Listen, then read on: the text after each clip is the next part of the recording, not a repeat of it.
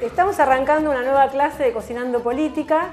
Cocinando Política es un taller que ya tiene 4 años de recorrido. La mayoría de nosotros, por lo menos en un principio, fuimos convocados por esa idea lúcida que tuvo Eve de hablarnos de cómo el capitalismo se nos metió en la cocina. Normalmente cuando tendemos a hablar de capitalismo o del imperio, solemos asociarlo con la invasión de la Cuarta Flota, con la caída de las torres, con Irak, con Irán, pero poco nos damos cuenta o nos percatamos de que el capitalismo está metido en cada rincón íntimo de nuestra vida diaria. Y uno de esos ámbitos es la cocina. De ahí que haya sido tan interesante este recorrido que venimos haciendo todos estos años, para desentrañar cómo hoy el alimento no es algo tan noble como lo fue en la antigüedad, sino que es algo diseñado cuidadosamente por las empresas multinacionales, que es hoy el alimento se ha convertido en una mera mercancía. Hoy estamos asistiendo a un tipo de comercialización y de producción de alimentos que en realidad ya no lo son comestibles. O sea, que los podamos comer no quiere decir que nos nutran, que favorezcan nuestra salud, sino que, bueno, es un comercio. Es decir, además digamos, del tema de comprar en los supermercados, tenemos que ver que hoy, por ejemplo, todo el comercio mundial de granos se ha convertido en lo que se llaman commodities, se cotizan en bolsa. Entonces, obviamente se ha desnaturalizado el concepto de alimentación y no nos percatamos de ello. No nos percatamos porque justamente es una información que se escamotea y no es, digamos, una casualidad. Está escamoteada para que no pensemos en ello, ¿no? Entonces, un poco el objetivo del taller fue empezar a hablar de estos temas, rescatar, por ejemplo, el uso de semillas olvidadas, semillas americanas, como la quinoa, el amaranto, la chía, ¿no? Que hemos aprendido a revalorarlas y a poder cocinar con ellas. Y bueno, ese ha sido uno de los aspectos. Hemos aprendido, por otra parte, también a ver cómo podemos, más allá de lo que nos hacen creer, cultivar nuestros propios alimentos, aún en espacios reducidos. Es decir, no se necesita tener tierra o por ahí un campo, que sería lo ideal, o un jardín grande, sino que también en nuestras cocinas podemos producir parte de lo que consumimos. Es un poco lo que vamos a estar viendo hoy, cómo hacer brotes en casa, ¿no? De una pequeña cantidad de semillas, de un puñado de semillas, podemos hacer en 2 o 3 días una gran cantidad de alimento que encima es nutritivo, porque el momento en que está brotando la semilla es el momento de mayor calidad nutritiva de la planta en toda su vida. Así que vamos a explicar un poquitito cómo estos recursos, ¿no? Cómo fuimos usando y aprendiendo a revalorizar, como decía, ¿no? Alimentos que no vamos a encontrar en el supermercado. Es decir, en el supermercado prácticamente no vamos a encontrar nada que nos nutra sin generar algún perjuicio. Porque finalmente los supermercados, las empresas que controlan el mercado mundial de la alimentación son un puñado y son las mismas prácticamente que los laboratorios farmacéuticos. Es decir, que todo esto está cuidadosamente diseñado para que nos vayamos enfermando paulatinamente y seamos clientes eternos de las farmacéuticas. Es decir, todo es toda una ingeniería. Y otra cosa que también vamos a estar comentando hoy es el gran recurso que significa poder comer lo que el sistema llama malezas. Es decir, la maleza en realidad es una planta que es considerada como algo malo desde el punto de vista del agricultor. Es decir, las plantas tienen una función en la naturaleza, no por casualidad tenemos millones de años de evolución. La naturaleza es muy inteligente, nosotros nos creemos más inteligentes que la naturaleza y le ponemos maleza a una planta y la condenamos a combatirla. Y sin embargo es un recurso que hoy por hoy es algo gratuito que podemos encontrar en los baldíos, en jardines. También fue uno de los recorridos que hicimos este año, ¿no? Aprender a reconocerlas y poder tener a mano ese recurso que es gratuito. Bueno, queremos mostrarles algunas malezas para los que no han venido a las otras clases y que ya hemos visto en otra oportunidad. Las mal llamadas malezas que nosotros y otra gente que ha investigado las empezó a llamar buenesas, porque en realidad son plantas que tienen muchísima mayor calidad nutritiva que la mayoría de las verduras de supermercado, porque sabemos que las verduras están fumigadas, están tratadas con agroquímicos, y estas plantas son silvestres, no han sido modificadas por el hombre y normalmente tienen mucho más hierro, mucho más calcio, más minerales que en general lo que podemos comprar. Por ejemplo, acá vamos a ver unas pocas, que son algunas de las que se pueden encontrar en los jardines fácilmente. Esta es la ortiga, que la gente tiene Le tiene aversión porque tiene unas agujitas, por así decirlo, que cuando uno las toca irritan la piel. Digamos, esto no es un obstáculo para que la podamos comer. Es una planta que es mucho más nutritiva que la espinaca, como les decía, tiene más calcio y más hierro, y en realidad el problema de que sea urticante es simplemente tratarla con guantes, es decir, uno la puede arrancar del jardín, también si la toman del tallo o de la parte de abajo no es urticante, generalmente lo urticante está en la parte superior de las hojas. Entonces, o lo hacen con guantes, se cosecha y luego simplemente, si la planta es tierna, como en este caso, que no es una planta muy grande, se puede picar y utilizar toda la planta. Para hacer, por ejemplo, croquetas, hemos cocinado croquetas en otras oportunidades, buñuelos que cocinó Eve también. Y es una planta para comer cocida, ¿no? Por el tema de que es urticante. Y después hay otras que se pueden consumir en ensaladas. Y si querés, Patricia, contanos un poquitito las demás. Sí, tenemos las conocidas lágrimas de la Virgen, que tiene un sabor muy parecido al cebollín. Se come tanto el bulbo como las hojas. Se las pica finamente y se las utiliza como aderezo. Se ha estudiado que se las utilizan a aderezar salchichas o todo tipo de comidas. Los mismos usos que el cebollín. También tenemos el diente de león, que de esta planta se consume todo, cocinado o en frío. Del bulbo se lo puede picar muy finito y se lo utiliza también como aderezo, se lo mezcla con ensaladas. También se hace un café, se lo deja secar, se lo tuesta y podemos hacer un café. De las florcitas del diente de león también se hace un vino del estío, que en España se llama así, o vino del diente de león. Y si la florcita todavía no maduró, se lo puede usar cruda, así en picles, o cocida para mezclar en ensaladas. También tenemos la cerraja, que tiene unas propiedades muy parecidas a la de la espinaca, y de las cuales, si está todavía la planta muy jovencita, muy verdecita, se la puede usar para ensaladas. Y si no, si está más madura, se la puede usar en cocciones y se la pica y se la usa como la espinaca. Sí, para identificarlas, por ahí, ya que estás hablando de las dos, vean que por ejemplo, es el diente de león, ¿no? Y esta es la cerraja, que también es ejemplar, que es bien grande. Muchas veces se confunde la gente, igual las dos son comestibles, ¿no? Pero el diente de león en los jardines es una planta que crece al ras del suelo. Cuando vamos a cortar el césped es una planta que no levanta más que, digamos, unos 5 centímetros del suelo, y es el famoso panadero, ¿no? Que es esta florcita amarilla que después, cuando madura, es el panaderito que vuela. Así la podemos identificar fácilmente. Y esta, que es la cerraja, es muy similar al diente de león cuando recién nace, porque tiene una hoja muy parecida, como pueden ver. El formato de la hoja es casi idéntico, pero es una planta que después toma altura y puede llegar a esta altura y incluso el doble, ¿no? En realidad siempre hay que consumirlas más bien chicas porque son más frescas, es decir, cuando son frescas en el sentido que son más tiernas y, por ejemplo, se pueden comer crudas. En el caso de que sean ya grandotas y las queramos utilizar, se pueden hacer como verdura cocida, ¿no? Es un interesante uso. Y todo esto, digamos, es un recorrido que hay que ir haciendo, no se puede recolectar cualquier planta porque hay plantas que son tóxicas, ¿no? No son la mayoría, pero es interesante estudiar el tema, ¿no? Ir haciendo salidas a los baldíos, a los jardines, entre gente que por ahí alguien que conoce más, ir identificándolas. Y hay una publicación que es muy interesante, que es recomendable, que es Malezas comestibles del Cono Sur. Esta publicación es reciente, la hizo el ingeniero Rapoport de la Universidad del Comahue, y ellos han identificado 250 especies comestibles que están en todos los jardines, en todo el Cono Sur. Es decir, son plantas muchas veces exóticas, es decir, que han sido introducidas de Europa, pero que se han asilvestrado y que son las más comunes. Y tienen en carpeta otras 250 más que van a publicar una segunda edición. O sea, como ven, es muchísima la cantidad de recursos que hay. Y bueno, como decíamos, maleza es relativo, es desde el punto de vista de la agricultura. Cuando el hombre empezó a cultivar, porque se asentó en un lugar y se hizo agricultor, dejó de ser cazador-recolector. Antes caminaba por las selvas, los bosques, y recolectaba su alimento.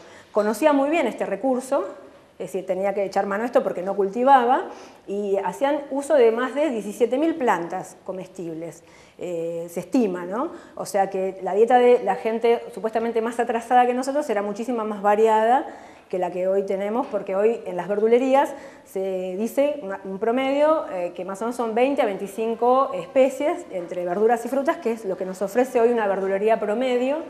Los mercados, estos así como regionales, suelen tener hasta 50, pero como ven es muy poquito en relación a todo lo que existe. Y se considera en realidad que actualmente, a pesar de que han desaparecido especies y bueno, de todo el tema ecológico, ¿no?, que estamos depredando el planeta, habría hasta unas 60.000 plantas que podríamos aprovechar. Así que, como ven, es un recurso que tenemos que realmente tenerlo en cuenta y empezar a usarlo para nutrirlos y bueno, para revertir un poco esta cuestión de que todo se tiene que comprar, ¿no? Hay cosas que que la naturaleza nos las da y la tenemos al alcance de la mano. Como habíamos hablado, germinar en casa es un recurso fácil que todos tenemos a mano. Acá, como ven, hay un frasco lleno de brotes de lenteja, es esto, que, digamos, originalmente este sería el volumen que pusimos en el frasco y en 3 días tenemos todo este alimento que podemos hacer. Que además no es lo mismo que comer el grano cocinado, sino que tiene muchísimo más nutrientes.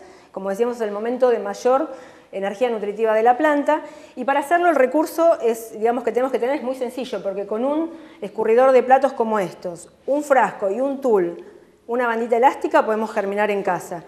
La técnica es muy sencilla, se coloca, por ejemplo, esta cantidad de semillas en un frasco, se le pone el doble de cantidad de agua, no lo vamos a poner ahora porque no lo podemos escurrir, pero la idea es tapar bien y que supere más o menos el doble de agua.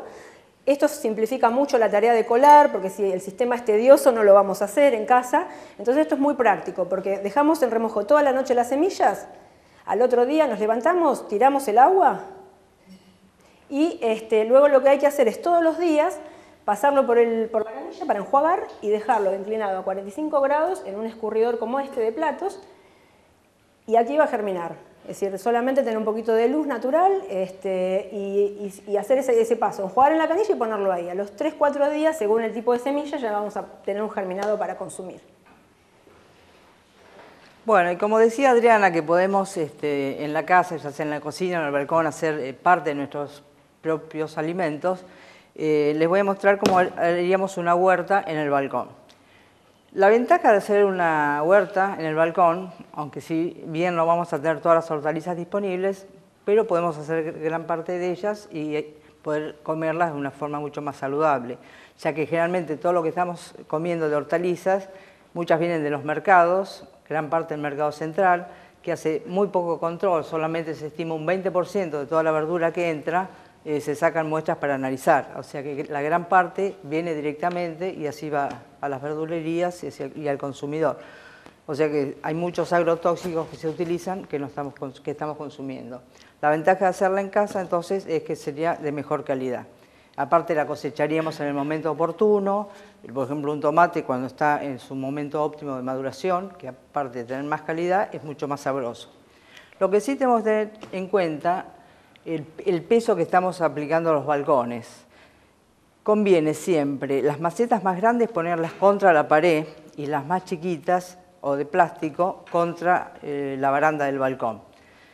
Utilizar, en vez de piedras para ponerle en el fondo, para facilitar el drenaje, poner pedacitos de tergopol.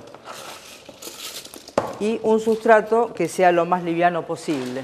La idea es utilizar un buen compost mezclado con perlita, que es un material que le eleva la porosidad y es muy liviano.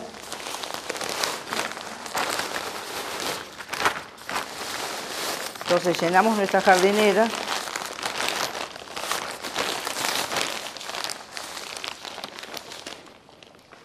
y ya estamos listos para hacer nuestra primer siembra. Bueno, yo traje de muestra unas semillas de rúcula, que es lo más sencillo y rápido de producir, porque eso también es importante para no desmoralizarnos, hacer especies que sean rápidos, rúcula, rabanito, radicheta, comprar plantines de lechuga. Entonces después que uno va tomándole la mano, se anima a hacer otras cosas. Bueno, una vez que tenemos ya el sustrato en la maceta, hacemos con un palito o con el dedo 2 surquitos. Todo depende también del ancho de la maceta. Y sembramos, la semilla de rúcula es muy finita, entonces echamos a chorrillo, bien espaciada, la semilla. Luego tapamos la semilla, hacemos una leve presión y regamos. Lo importante del riego es que tiene que ser como una flor muy fina, que no caiga el chorro directo, porque si no la semilla va a quedar o en superficie o va a quedar muy profunda, entonces ahí tenemos las diferencias después en la germinación. En las terrazas lo que tenemos que tener en cuenta en los balcones el tema de los vientos, para, sobre todo en plantas como el tomate, ubicarlas en lugares que estén protegidos, si es posible hacer algún encañado como para aminorar un poco la velocidad del viento. ¿Qué cultivos podemos hacer? Y bueno, recién decía radicheta, rúcula, aromáticas, que las aromáticas, la mayoría, salvo la albahaca, son perennes, o sea, las podemos mantener varios años y directamente las vamos utilizando en las distintas comidas. Después, nosotros mismos también podemos producir el compost y no tener que comprarlo en los viveros o en las casas que venden insumos agrícolas. Y es muy fácil, en un tacho de pintura de 20 litros, se le hacen varias perforaciones con un taladro y se le va agregando los residuos, ya sea de cosecha, del cortado de pasto si tienen un jardincito, ir agregando distintas capas, mezclándolas con un poco de tierra, voltearlo todos los días para que se mezcle. Con los agujeritos uno permite que se oxigene, que le dé el sol para que tenga buena temperatura y eso acelere todo el proceso. Y entonces, depende del tamaño, la temperatura y el tamaño del residuo que se le ponga, va a ser la velocidad de maduración de ese compost. Entonces después directamente lo vamos echando en las macetas para producir. Y eso tenemos un material muy rico, una fertilización totalmente orgánica, natural y a un costo cero.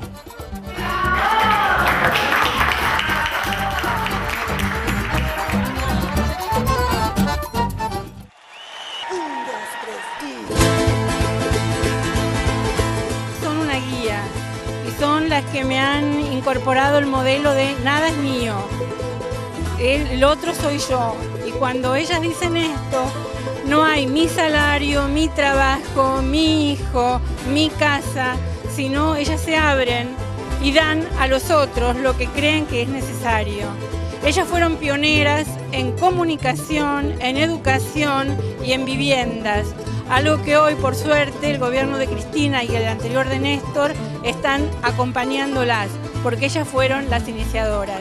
Las quiero, las respeto y voy a estar siempre que pueda con ellas. Un beso grande. Las madres significan para mí muchas cosas. Voy a tratar de ser lo más breve posible. Yo sabía lo que era la dignidad antes de conocerla. Pero ellas me demostraron realmente cuál era la dignidad, por ejemplo, entre otras cosas. Me dieron la oportunidad de ser periodista en la universidad de la primera camada de ellas. Voy a hablar en lo personal siempre. Me dieron la oportunidad de estar con ellas acá el 20 de diciembre luchando para que se vaya un gobierno corrupto. Me dieron un montón de cosas que realmente son inestimables. No tienen realmente valor ni económico de ninguna manera. Yo les agradezco muchísimo a las madres por ser lo que son, que no quiero que bajen los brazos nunca porque son un ejemplo de dignidad para todos. Como dije al principio, sabía lo que era la dignidad, ahora lo sé mucho mejor. La madre para uno significa todo, significa lo que uno no se animó en su momento. También significa que, por ejemplo, en el 2004 y 2005 fuimos los chicos detenidos en la legislatura por las incidencias, ¿no? Los compañeros presos de Voto y en Ezeiza. Las madres nos prestaron probablemente su lugar para nosotros hagamos una protesta. O sea, las madres significa todo. La lucha cotidiana del pueblo por la liberación. Es lo que uno piensa modestamente. Para mí las madres de Plaza de Mayo son un ejemplo de dignidad y de coraje que nos ha servido a todos los argentinos y fundamentalmente nos enorgullece a aquellos que fuimos militantes en la década de los 70, ya que ellas también son nuestras madres. Mi nombre es Walter, acá presente como todos los jueves apoyando a las madres, estas madres que durante 34 años buscan el sueño de sus hijos. Ellas son la revolución, son un símbolo. Y yo les diría a algunos compañeros que están libres, que vengan acá a acompañarnos acá a la plaza de las madres, que no tengan miedo, que el miedo es, como dijo Eve, es una cárcel pero sin rejas. Bueno, un saludo para todas las madres, las que están y las que no están.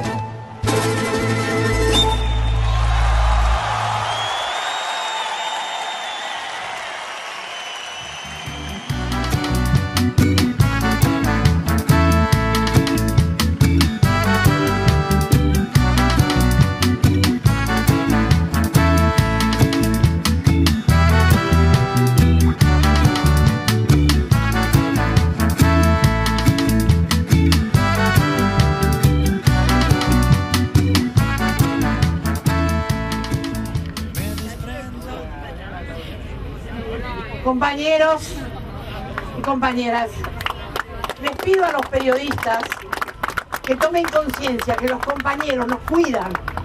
Por eso cuando se arriman demasiado, les piden que nos dejen un espacio para que podamos respirar, para no tropezarnos, para no caernos. Porque venir a la plaza es un gran esfuerzo. Y si hay periodistas que nos van empujando para sacarnos una foto que no nos sacaron cuando veníamos solas y nos cagaban a palo los milicos,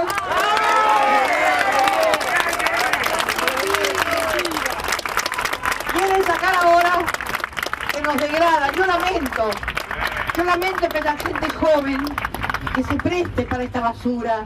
Lamento que los periodistas se sientan periodistas haciendo mierda y buscando que nos agredan. Y si hay quien nos agrede, ahí están ellos. Yo lamento que cobren para eso. Eso no es periodismo. Eso es pura mierda y pura basura que va en contra del proyecto nacional y popular que estamos defendiendo las madres con tanta fuerza. El proyecto es para todos. Si estamos bien, van a estar bien también los que hacen mierda. Pero desgraciadamente no se dan cuenta. Y vienen nada más que porque les pagan a ver qué pasa en esta plaza. Esta plaza siempre fue de lucha, de poner el cuerpo. Nos han cagado a palos, nos han lastimado, nos han puesto presas, pero nunca dejamos de venir, porque esta plaza es del pueblo, es de las madres, es de nuestros hijos. Y no de los cobardes, la plaza es de las madres. Y no de los cobardes, la plaza es de las madres. Ustedes, y no de los cobardes, la plaza es de las madres. Ustedes piensan que pasan cosas tan maravillosas de las que tendríamos que hablar. Todo lo que inaugura la presidenta, todo lo que pasó con el juez, todos estos milicos que se disfrazaron de hijos y nietos de los hijos de puta, que son 4, que les pagaron para que vayan. Por favor, no son nada, nadie los quiere, fueron despreciados, echados, y fueron echados también de esta plaza. En esta plaza, en otra época, cuando no venía Clarín, ni venía Canal 13, ni C5N a filmar, cuando no venían ellos, se armó el FAMUS, familiares de milicos desaparecidos o asesinados, como decían ellos, y venían acá a pegarnos. Ahí no vino Clarín, ahí no vino Canal 13, ahí no vino C5N, dejaron que nos cagaran a palos, nos defendimos solas y nos echamos solas. ¡Basura! ¡Vos la dictadura! ¡Clarín! ¡Basura! ¡Vos la dictadura! ¡Clarín! ¡Basura! ¡Vos la dictadura! Ustedes vieron que cada miércoles se arma basura y nos degradan y nos ensucian, inventan peleas, discusiones, nos quieren poner por el piso, pero no van a poder. No van a poder los que creen que van a poder con las madres. El miércoles los Dualde, los Jorglender aman mierda, tiran mierda, provocan, hacen que ellos, los que están del lado de los asesinos y de los torturadores, saquen cualquier cosa contra las madres. Y sacan, y ponen, y Nación, y Clarín, y Ámbito, y se regodean, y dicen, y hablan mentiras y nos denuncian.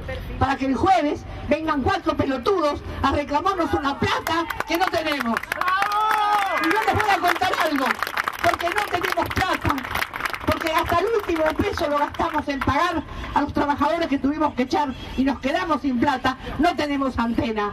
Y hoy la mujer al que le alquilamos el terreno para tener la antena, como no le pudimos pagar el alquiler, nos cortó la radio. Y estamos sin radio por eso, porque hasta el último peso lo pagamos a los trabajadores que echamos.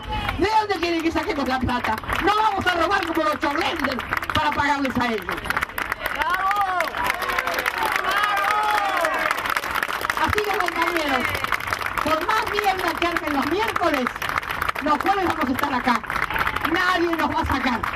Ni con la topadora nos van a sacar. Y está muy bien que vengan ustedes, porque eso nos hace sentir amparados, amparadas, protegidas, mimadas. Gracias a la gente que nos está premiando.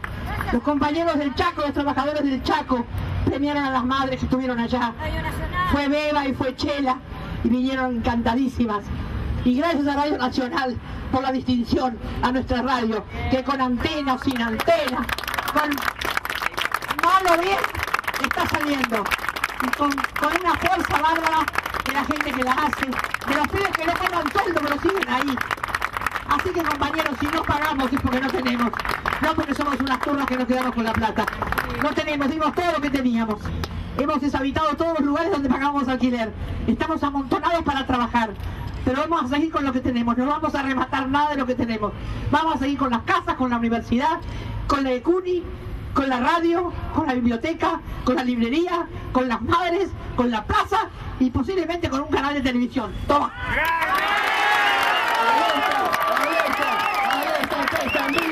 Todos los ideales de los desaparecidos. Alerta, alerta, alerta que están vivos.